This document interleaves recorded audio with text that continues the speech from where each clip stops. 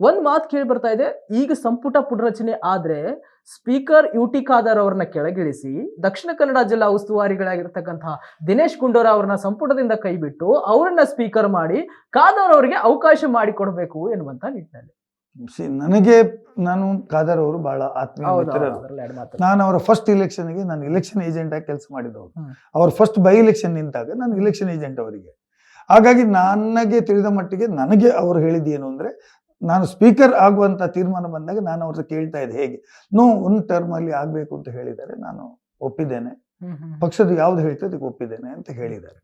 ಬಹುಶಃ ಅವರು ಕೂಡ ನನಗೆ ಅನಿಸ್ತದೆ ಅವರನ್ನು ಎಲ್ಲಿಯಾದ್ರೂ ಅವರು ಈ would have been A most popular minister than ಈ ಸ್ಪೀಕರ್. ಸ್ಪೀಕರ್ಗಿಂತ ಒಬ್ಬ ಬಹಳ ಬಹಳ ಪಾಪ್ಯುಲರ್ ಮಂತ್ರಿ ಆಗತಕ್ಕಂಥ ಒಬ್ಬ ವ್ಯಕ್ತಿತ್ವ ಅವರದ್ದು. ಜನರ ಜೊತೆ ಬೆರೆಯುವಂತದ್ದು, ಮತ್ತೆ ಅವರ ಸ್ಪೀಡು ಹೋಗುವಂತದ್ದು, ಇದೆಲ್ಲವೂ ಅವರಿಗೆ ಮಂತ್ರಿ ಸ್ಥಾನಕ್ಕೆ ಅವ್ರಿಗೆ ಬಹಳ ಅದು ಮೆಚ್ಚುಗೆ ಆಗುವಂತದ್ದು. ಮತ್ತೆ ಈಸ್ ಎ ಗುಡ್ ಮಿನಿಸ್ಟರ್ ಆಗ್ತಿದ್ರು.